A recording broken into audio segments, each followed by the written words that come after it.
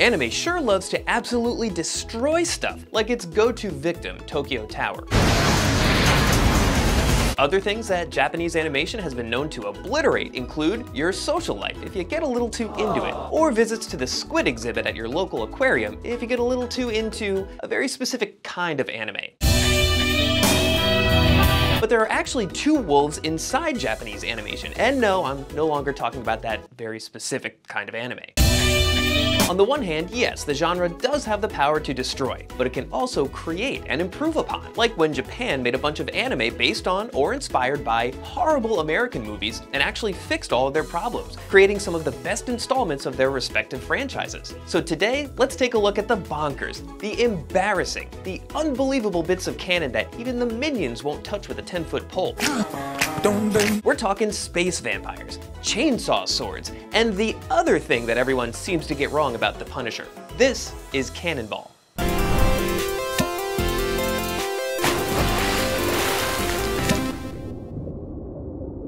Number 4. Avengers Confidential, Black Widow and Punisher. The 1989, 2004, and 2008 live-action Punisher movies, plus the standalone Netflix TV show were, well, bad isn't the right word here. The cinematic equivalent of Viagra for people sporting a goatee truck sunglasses combo in their Facebook profile picture is probably a little more accurate. I'm getting powers! No one is saying there wasn't some good in them, but if someone served you a bowl of gray slop and you found a few slices of pepperoni in it, it wouldn't change the fact that Papa John had royally f***ed up your pizza order. Although I guess they could always call it Chicago style and have a few unhinged lunatics defend it to the death, much like some weirdos do with the Punisher movies. The so-called deep dish pizza was a crime against food. Speaking of pizza, it's also the perfect metaphor for the Punisher. Both start with a P, that's important. Both are originally from Italy, but were perfected in America. And despite what every college student would have you believe, they're not a proper meal on their own. Chocolate chip pizza! They need something to balance them out, which is why the only decent live-action portrayal of Frank Castle was in the Daredevil Netflix series. But Daredevil wasn't the first to realize that the Punisher doesn't work well as a solo act. The show was actually beaten to the punch by Avengers Confidential, Black Widow and Punisher, a 2014 straight-to-video anime by Madhouse. That's the same studio that helped bring us Ninja Scroll, Vampire Hunter D: Bloodlust, Trigun, Black Lagoon, and a couple of obscure series called Death Note and One Punch Man. By using your keen powers of observation, like hearing me read the title out loud back then, you may have deduced that the movie stars the Punisher and Black Widow. But it also includes characters like Nick Fury, Hulk,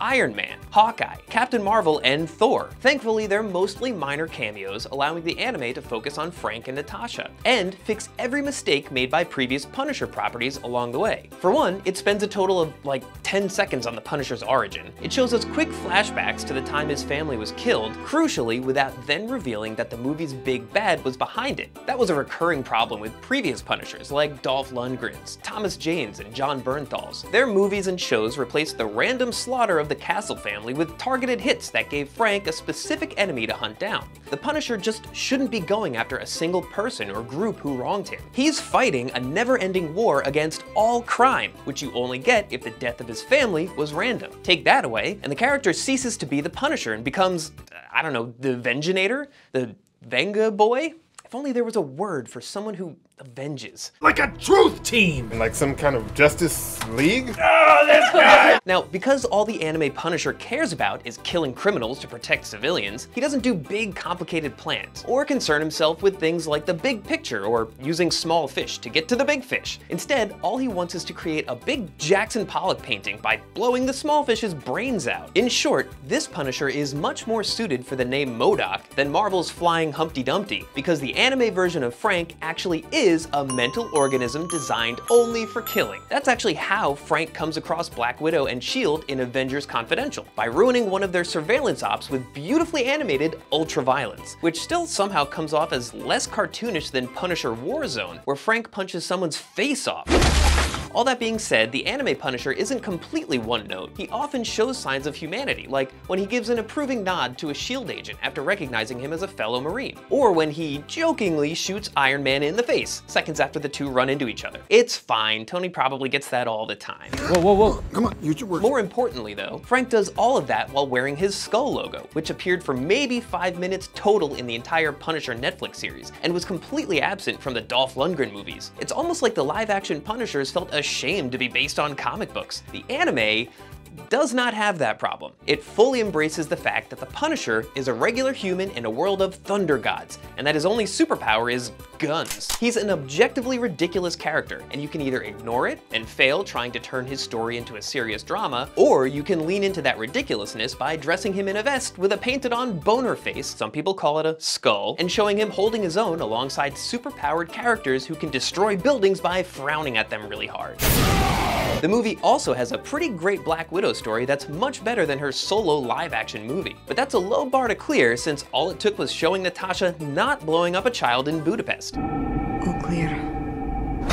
Number 3. Marvel Anime X-Men. The X-Men movies have been on a worse slide than the time I had tenacious diarrhea at Action Park, and nobody noticed for a while. Too much iron in your blood. Pretty much everything past the second movie, with the exception of Logan and First Class, just kept getting worse and worse, culminating in the 2019 box office bomb Dark Phoenix, which still has a lower Rotten Tomatoes rating than X-Men Origins Wolverine. For context, a snuff film featuring your grandma and a beloved childhood pet could get a higher rating than Origins Wolverine, no matter who was killing whom. You're right in there. Yeah, I'm fine. The plot of the Dark Phoenix saga is very simple, is what a bunch of suits apparently think, but no, it was actually a massive comic event that took almost a year to conclude. Broadly speaking, the story dealt with the telepathic and telekinetic Jean Grey getting her powers cranked up to 11 and turning evil, but there was much more to it than that. So much so that it's basically impossible to tell the Dark Phoenix saga in a single movie. And we know that for sure because Hollywood tried and failed to do it twice now, in Dark Phoenix and 13 years earlier in X-Men 3: The Last Stand. The 90s animated series handled it much better by spreading the story over many episodes, but the 2011 X-Men anime went a slightly different route. Part of the Marvel anime series, which also included Iron Man, Wolverine, and Blade getting their own Japanese shows, the X-Men anime actually opens with Jean mid-rampage as the Dark Phoenix,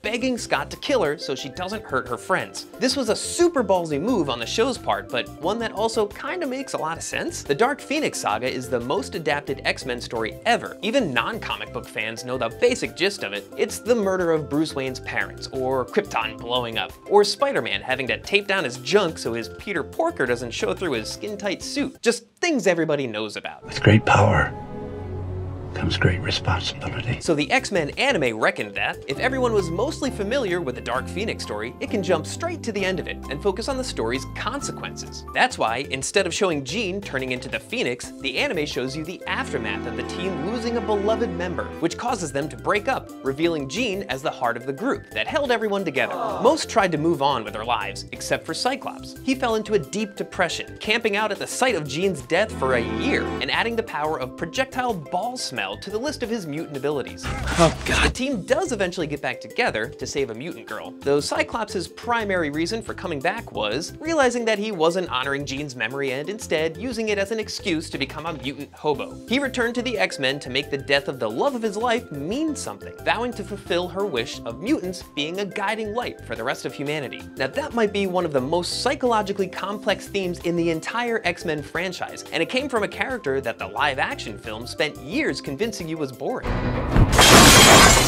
The anime does throw breadcrumb hints about what happened during Jean's turn to the dark side, but it's never spoon-fed. If you want to be spoon-fed by a costumed hero, just hire a private mommy for adult babies like a normal person. The other great thing about the X-Men anime is that it's not just an exploration of grief and trauma. There are legitimately funny moments in it, like Wolverine trying to get past the metal detectors at an airport and saying, "Problem isn't in my pants." And of course, there's plenty of action to keep you clicking on next episode, including some of the all-time best scenes of Storm using her powers, because here, they're all massive and chaotic and untamed. But because effects like that might obscure the face of the actress playing Storm, the best we got from the live-action movies was Halle Berry, looking like she was posing next to some Tesla coils. Do you know what happens to a toad when it's struck by lightning? Number 2, Ultraviolet Code 44.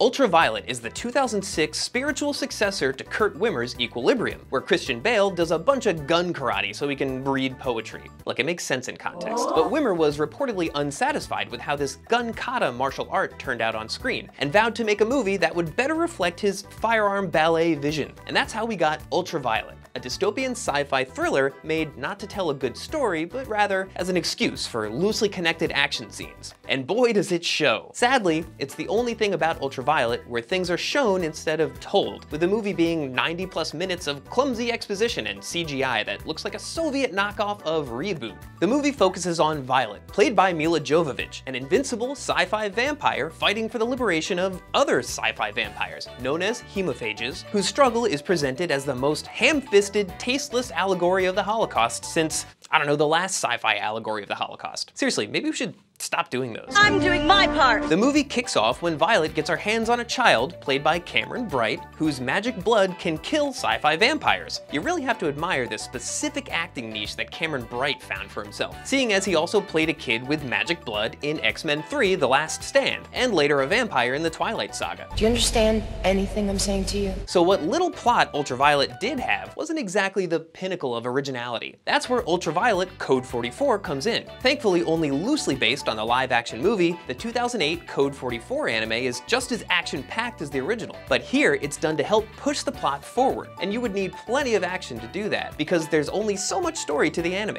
The government agent known as 44, inspired by Violet, is a cloned soldier, mutated with the sci-fi vampire virus that gives her super strength and agility, but also shortens her lifespan. Her mission is to eradicate all the actual sci-fi vampires who are trying to set up their own country in outer space. Because telescopes use mirrors, and since vampires have no reflections, no one would be able to spot them up in Spacylvania. It's the perfect crime. Luke, a ghost cop. Anyway, the Ultraviolet movie supposedly dealt with a similar story, but it was all done via dialogue and took place on boring old Earth. Here we get to see these space Draculas struggle to organize and protect themselves, and fight for their basic human, basic sci-fi vampire rights. But their story is only half the plot. The other half deals with how the world of Ultraviolet treats clones, treating them as disposable tools to be used as soldiers and manual laborers. We get a lot of insight into the life of a clone through the eyes of 44, like how all she cares about is finishing her mission and then dying, so she can escape the hell that is her life of murder servitude. Murdertude? Or servitude? Despite being fully aware of her position in life, for the longest time, 44 doesn't rebel because of a lifetime of brainwashing and general hopelessness. Dead but delicious. An exploited servant of the state, just accepting their fate because the system oppressing them seems too big to defeat? Where does sci-fi get these crazy ideas?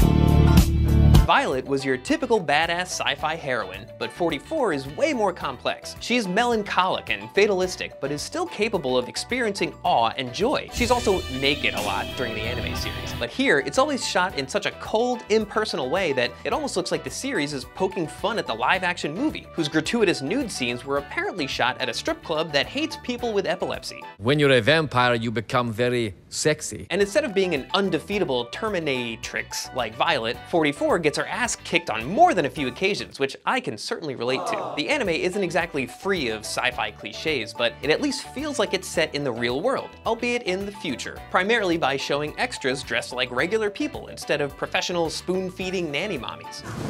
Add to that the occasional symbolic imagery and fast-paced action, and you get the best possible version of a story whose initial draft was probably Kurt Wimmer just making a bunch of gun and katana noises with his mouth. Number 1, Highlander: The Search for Vengeance. By all accounts, the original Highlander movie should have been a flop. It was the story of a French guy pretending to be Scottish, a Scottish guy pretending to be Spanish by way of ancient Egypt, and a guy from Ohio playing a proto-Indo-European barbarian, all trying to kill each other to win the chance to die. But sprinkle some urban sword fights in there and set it all to a Queen soundtrack, and you got yourself one of the most iconic movies ever made. But as the movie was so fond of saying, There can be only one. as in the Highlander franchise got to have one good movie and that's it. All of its follow-ups and spin-offs often were considered the worst sequels or just worst movies period ever made. In Highlander 2, The Quickening. Connor McLeod, played by Christopher Lambert, loses his wife to space radiation, with her final wish being for him to fix the ozone layer. So he and a bunch of scientists get right on that, creating an electromagnetic barrier that envelops the Earth, blocking out the night sky and giving everyone never-ending seasonal depression. Also, all the immortals turn out to be aliens from the planet Zeist, and enemies of their homeworld's brutal dictator, General Katana. Highlander 2 isn't a movie. It's basically a bunch of 90s cartoons in a trench coat pretending to be a movie, with Captain Planet at the top of the pile. The power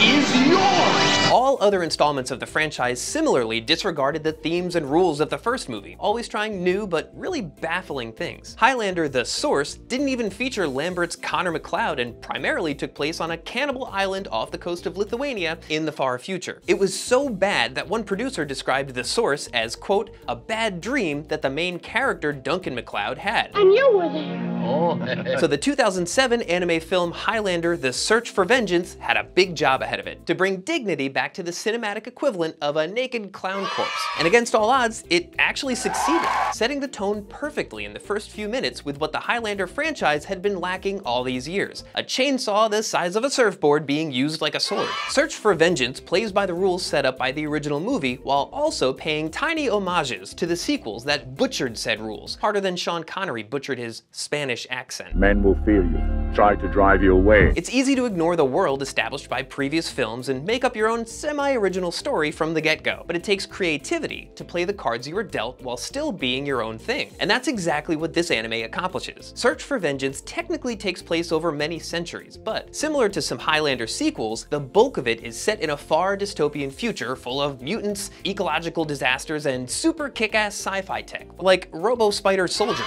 The movie also foregoes the story of a tournament where immortals give each other head jobs until they ejaculate lightning in favor of a tale of revenge spanning over 2 millennia. The immortal hero Colin, a Celtic warrior, loses his entire tribe and his wife after they're wiped out by a Roman legion, led by another immortal, Marcus Octavius, who continuously refers to Colin as a barbarian. Colin then spends thousands of years hunting Marcus. That kind of sounds like a partially inverted version of the original movie, where it was Christopher Lambert's Connor who spent centuries looking for the barbarian Kurgan for killing his loved ones. But there are lots of things that set the anime apart from the live-action movie. Marcus is just a much better nemesis than the Kurgan. The Kurgan was a sadistic killer who enjoyed inflicting pain on others. Marcus Octavius is a sophisticated fascist who dreams of creating a perfect utopia that would only know peace. And he'll kill millions to make it happen. That's why he allied himself with some of history's biggest villains over the centuries, from the Mongol Empire to Nazi Germany, which even the minions wouldn't touch. The action is also miles above what the original Highlander gave us, because animation can do things that live action will never be capable of. This applies to both regular anime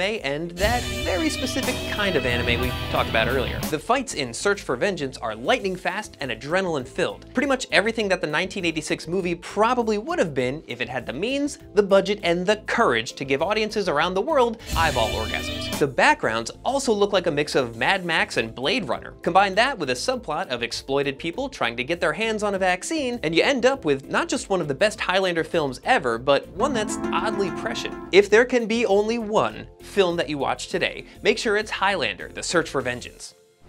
Thanks for watching this episode of Cannonball. Don't forget to like and subscribe, and jump in the comments to let me know which films about the adult baby community I should cover.